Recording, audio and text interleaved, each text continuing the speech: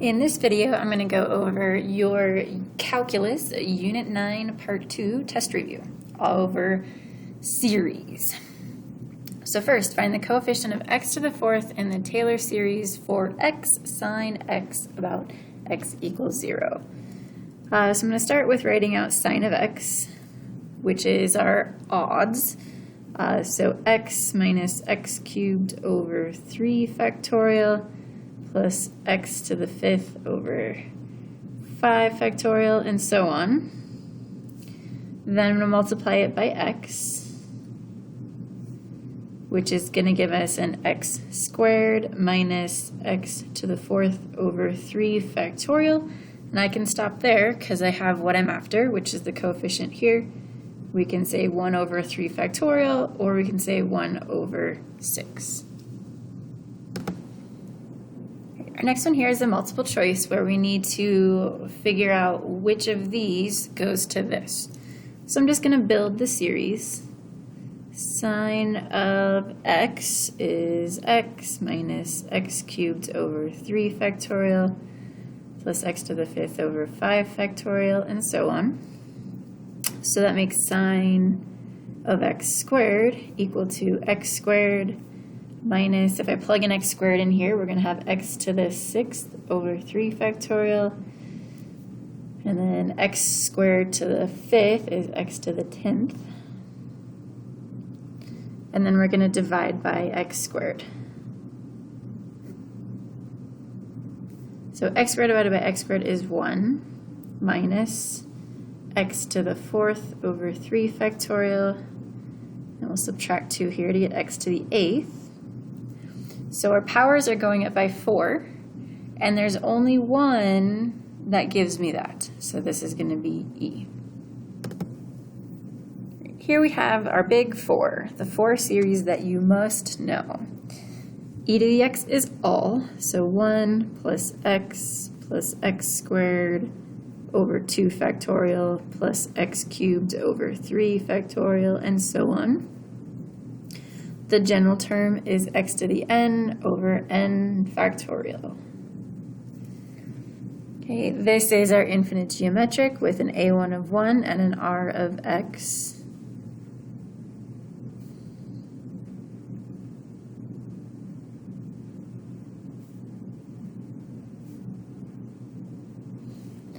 Okay, cosine is our evens. So 1 minus x squared over 2 factorial plus x to the fourth over 4 factorial minus x to the sixth over 6 factorial. The general term, it's alternating, so negative 1 to the n, and then we have even numbers.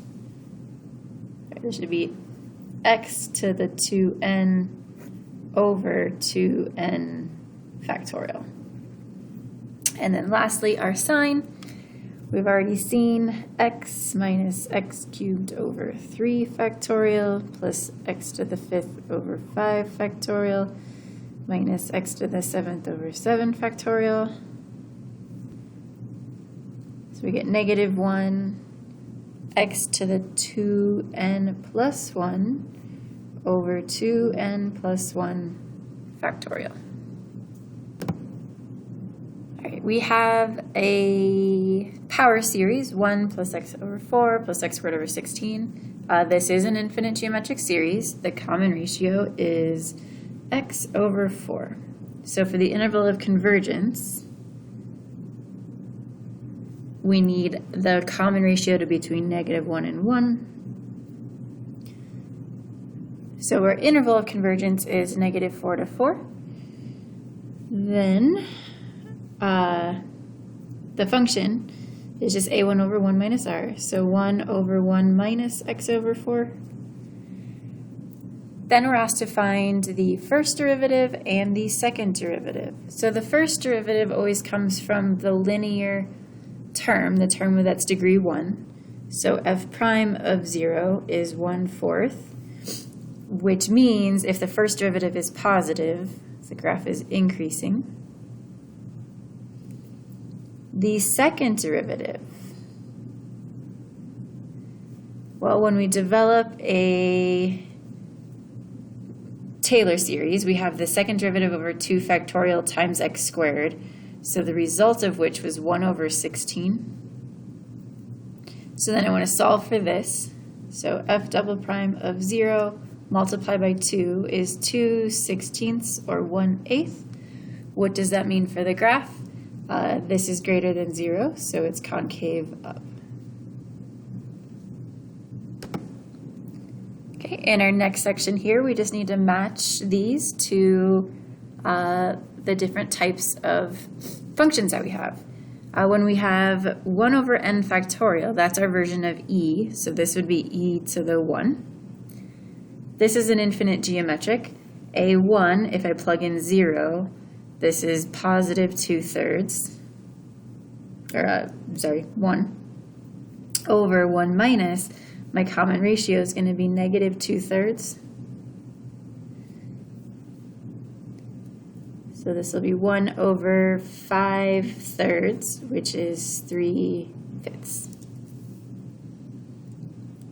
Okay, next one, we have the odd numbers here, which means we have a sign.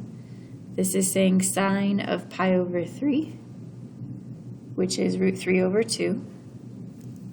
The next one, we have evens. If it's the even ones with the alternating, it is cosine. So this is cosine 2 pi over 3. The x value at 2 pi over 3 is negative 1/2. So the key is just recognizing which of our main functions this is, and then evaluating at whatever the number is. Okay, next we have an infinite geometric series with a1 being 2x, and our common ratio is negative x cubed. So we can write any infinite geometric series as a1 r to the n. So for this one, my a1 is 2x, my r is negative x cubed to the n, and you can leave it just like that. All right, so we're going to write the Taylor series for natural log of 1 minus x about the point x equals 0. So f of x is the natural log x minus 1. So f of 0 is the natural log absolute value of negative 1, which is 1, which is 0. The first derivative is going to be 1 over x minus 1. So if I plug in 0, we have 1 over negative 1 or negative 1. This is the same as x minus 1 to the negative 1, and that's going to help me with my derivatives. So the derivative of this is negative x minus 1 to the negative 2. So f double prime of 0, if I plug a 0 in here, is going to be negative, and then we're going to have negative 1 squared. So that's a negative 1. So multiply this down, we get 2 times x minus 1 to the negative 3. Well, if I plug in 0 here, we have 2 times negative 1 cubed, which is going to be negative. And we need 4 terms, so I've got 3 that are done, so we need 1 more. This will make this negative 6, x minus 1 to the negative 4.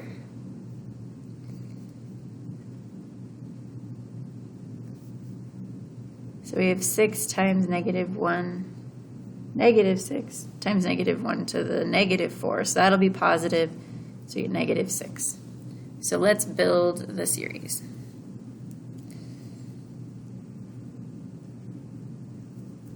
Okay, we do not have a constant term, so it's just going to start with negative x minus x squared over 2 factorial. My third derivative is negative 2, so we have negative 2x cubed over 3 factorial, and negative 6x to the 4th over 4 factorial.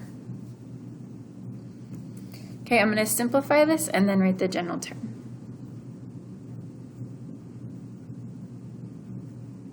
So that's going to be x squared over 2. Here, this is 3 times 2 factorial. So this simplifies to x cubed over 3.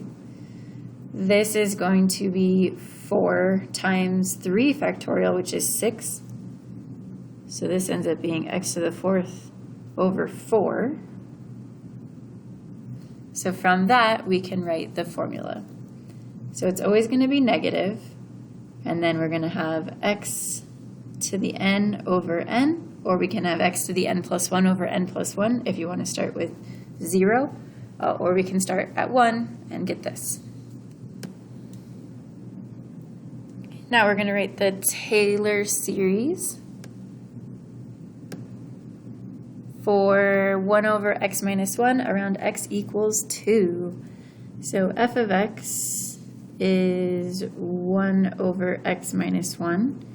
And for the ease of our derivatives, I'm going to write this as x minus 1 to the negative 1. So f of 2, if we plug 2 in here, we're going to get 2 minus 1, which is 1, to the negative 1 is 1.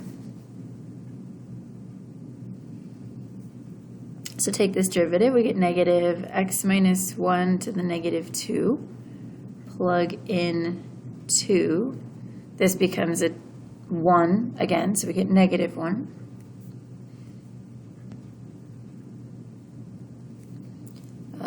Multiply that down, we get 2x minus 1 to the negative 3. If I plug 1 in, we get a positive 2. And we need one more. It's going to be negative 6. X minus 1 to the negative 4. This is still 1, so my third derivative is negative 6.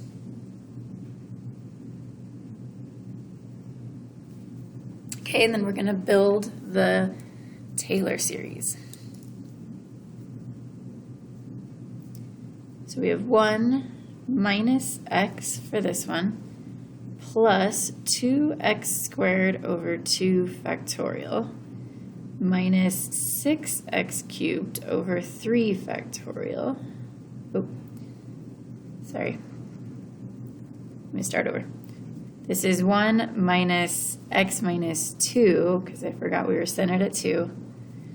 2x minus 2 squared over 2 factorial, minus 6x minus 2 cubed over 3 factorial. So when we have a different center, we need to adjust. I'll do the general form after I do some simplifying. Well, 2 and 2 cancel, so I have 2 minus x minus 2 squared, minus 6 and 6 cancel, so we get x minus 2 cubed. So the general term here, our series is alternating, so I'll do a negative 1 to the n, and then it's just going to be x minus 2 to the n.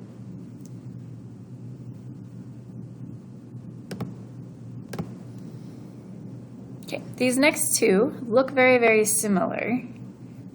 This one I could rewrite as x plus 1 over 4 to the n, which means it is a geometric series, if anything to the nth power. The second one, though, we have an n there, so it is not geometric. For the geometric, I just put the common ratio between negative 1 and 1 and solve. So if I multiply by 4 and then subtract 1, so negative 5 is less than x is less than 3. When it's not geometric, we need to use the ratio test and then check the endpoints. So we're going to do the limit as n goes to infinity of, we're going to have x plus 1 to the n plus 1 over n plus 1 times 4 to the n plus 1. And I could write it as a big stacked fraction, but I'm just going to go ahead and multiply by the reciprocal, n 4 to the n over x plus 1 to the n.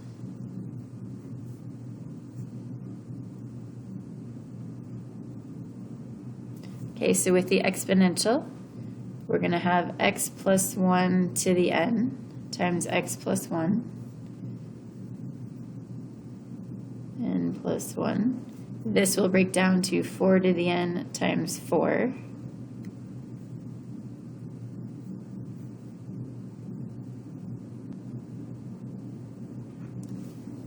Okay, and then we will cancel.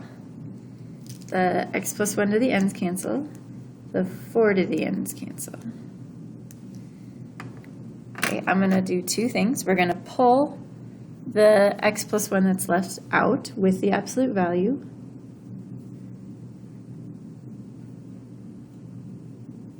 Okay, which leaves me with just an n on top and then a 4 times n plus 1 on the bottom, so 4n plus 4.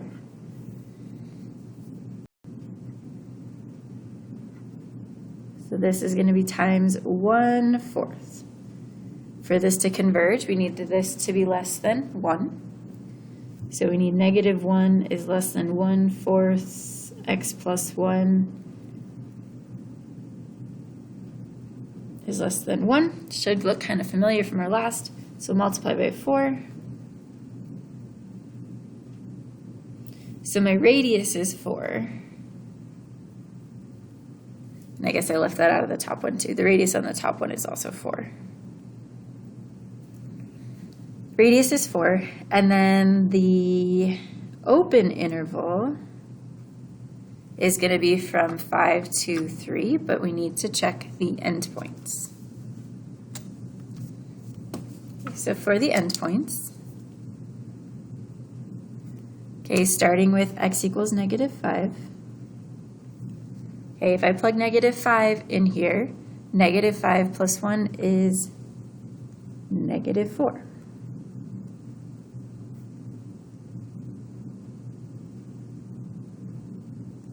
Okay, well, I have a -4 to the n and a 4 to the n, which is the same as -1 to the n. If we have -1 to the n, this is the alternating harmonic, which is always convergent. If we check our other endpoint, 3, if we plug 3 in here, we have 4 to the n. Well, the 4 to the n's cancel, and we're just left with 1 over n. 1 over n is harmonic, which is divergent. Okay, so -5 is included, 3 is not. So for my interval, we have -5 is less than or equal to x is less than 3.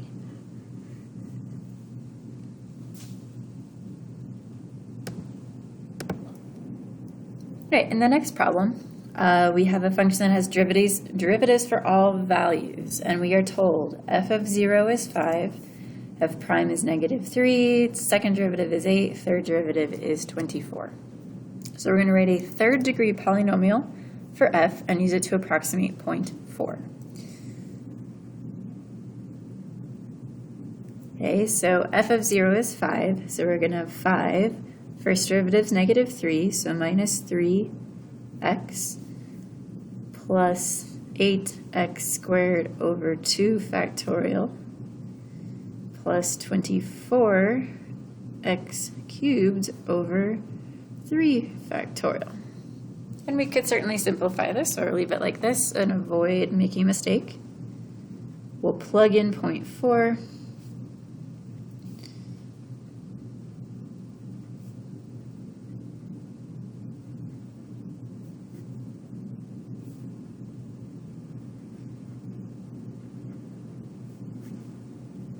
And since we don't have a calculator, we're just going to leave it just like that.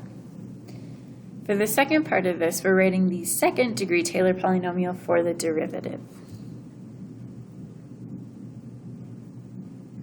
So we're going to take the derivative. Derivative of 5 is 0, so we're going to have -3.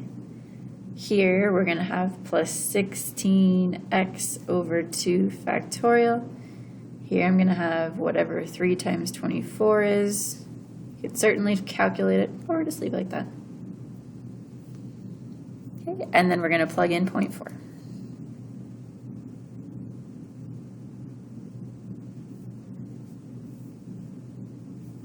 That's not really great notation. Anyway, 3 plus 16 times 0.4.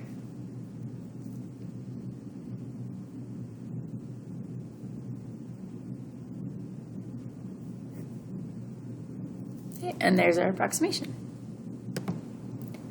Okay, so we have this Taylor polynomial. We are going to find f of 2 and f triple prime of 2. F of 2 is going to be just the constant. So f of 2 is 11. For the third derivative, we're looking at the degree 3 term. The third derivative of 2 divided by 3 factorial resulted in a negative 8. So we'll multiply 3 factorial over,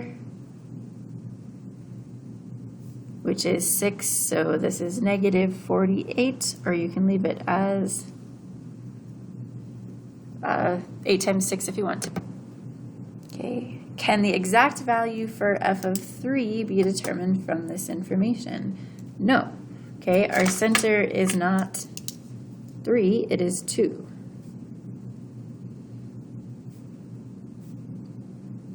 So we know a lot of stuff about 2, and we can estimate stuff about 3, but the center being 2 means we cannot determine the exact value. Okay, then we're going to write the fourth order Taylor polynomial for g of f if we do the integral. Okay, so we're going to do the integral from 2 to x. I'm going to change these to t's, just kind of a way to do this.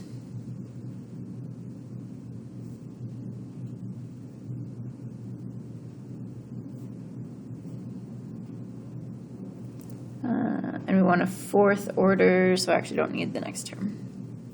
Dot, dot, dot. Okay, so we're going to integrate. Okay, so 11 is going to be 11t plus 3/3 t minus 2 cubed minus 8 over 4 t minus 2 to the 4th. There's our fourth degree. Dot, dot, dot. We're evaluating this from 2 to x. So if we plug in the x's, all of the t's just become x.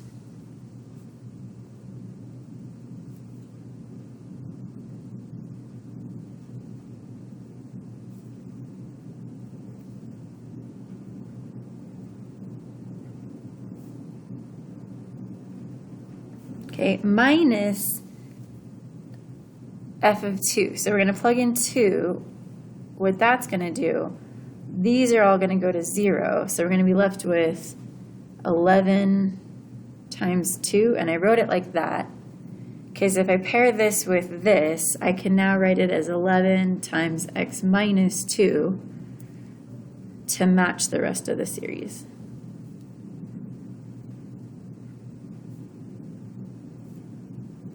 This is a 3, this is a 3.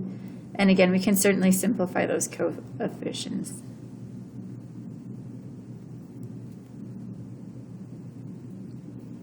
Okay, I guess we just want the polynomial, so we don't really care about that. There's our polynomial.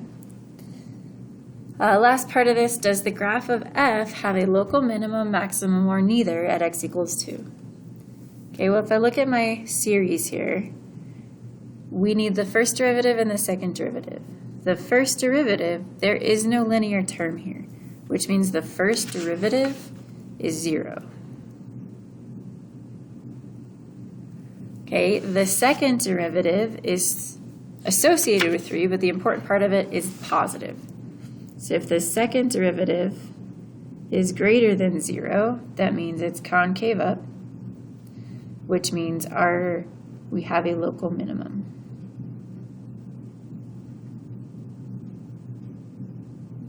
And this is justification enough. In this problem, we're going to be dealing with cosine. Okay, cosine is equivalent. It's our evens. So we have the alternating x to the 2n over 2n factorial. What is the approximation of cosine of 2 obtained by using the 6th degree polynomial?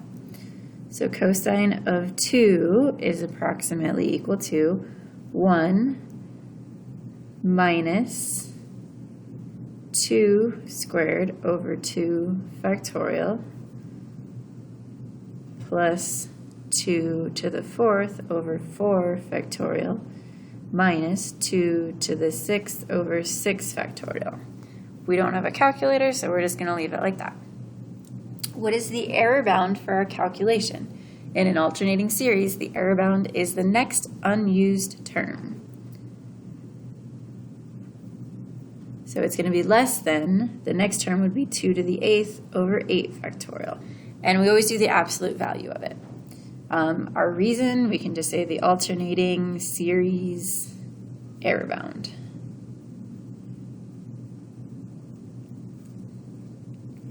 Write the first 4 non-zero terms and the general term for cosine 2x. So we're going to take our cosine function and replace the x with 2x.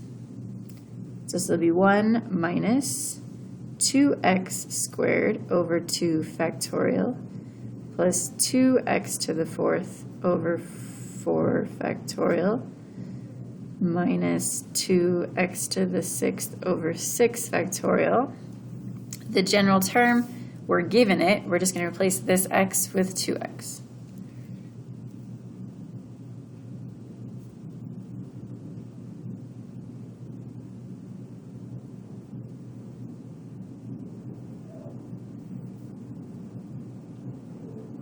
Plus dot, dot, dot. Okay, and then we're going to do the same thing with x squared. This is different than cosine squared x. So same thing here, just replace with x squared instead.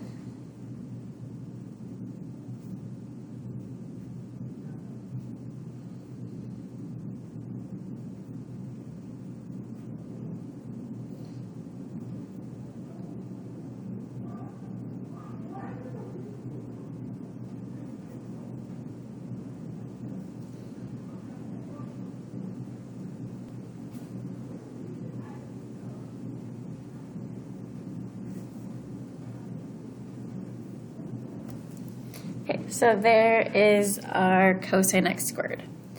We're going to be using this in the next couple of things. So I'm going to go ahead and simplify these general ones. It says x to the 4th over 2 factorial plus x to the 8th over 4 factorial plus x to the 12th over 6 factorial and so on. We are using this in the next two problems. So it says use your answer in part D to find this limit. Okay, looks complicated, but we'll just go about this step by step. So we have 1 minus x to the 4th over 2 factorial minus f of x. So I'm going to put in parentheses 1 minus x to the 4th over 2 factorial plus x to the 8th over 4 factorial plus x to the 12th over 6 factorial plus dot dot dot all over x to the 8th.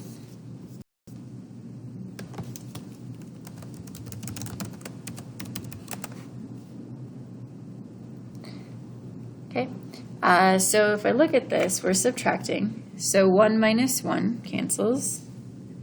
Negative x to the 4th minus negative x to the 4th, that term cancels.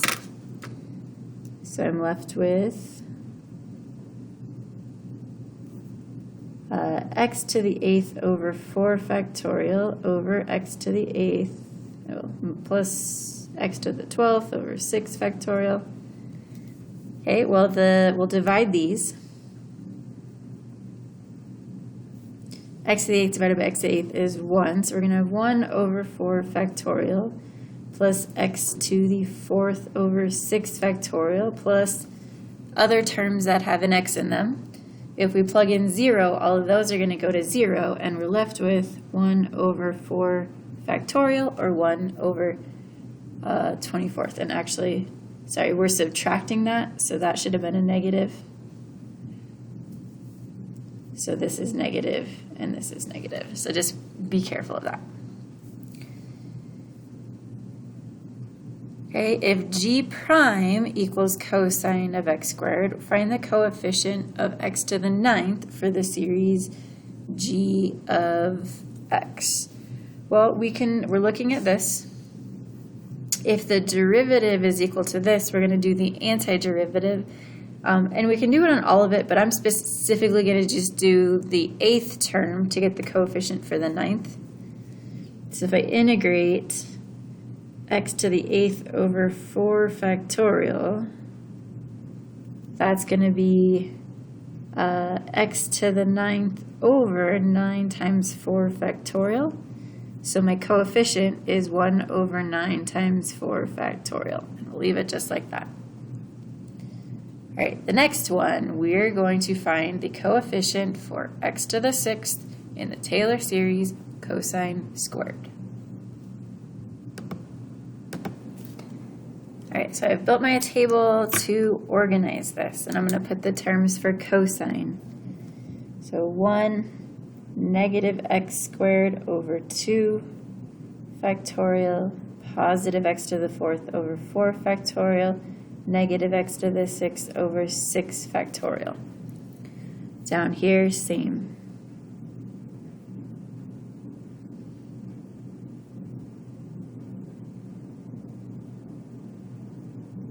Okay, and then I'm going to multiply, but I don't need to multiply everything. I just need to multiply the ones whose result will be an x to the 6th. So that would be 1 and x to the 6th. That's negative x to the 6th over 6 factorial. 2 and 4. So negative x to the 6th over 4 factorial, 2 factorial. These two give me the same thing. Okay, and then negative x to the 6th over 6 factorial. Okay, so my result is going to be x to the 6th times, I'll go ahead and combine this and this would be negative 2 over 6 factorial, and then I have 2 of those, or you can list them all separately. Okay, and we're just going to leave it like that. So my coefficient is this, negative 2 over 6 factorial minus 2 over 4 factorial, 2 factorial. All right, the last two problems deal with error. The first says, let f be a function whose Taylor series converges for all x if the nth derivative is less than 4. What is the error bound for approximating 2.3? By P4 if the series is centered at 2. Okay, so we have the maximum value of the derivative.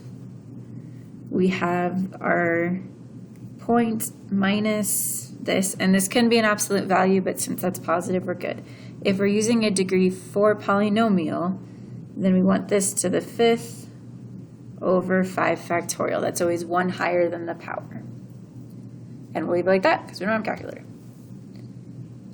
Okay, next, we have an alternating series this time.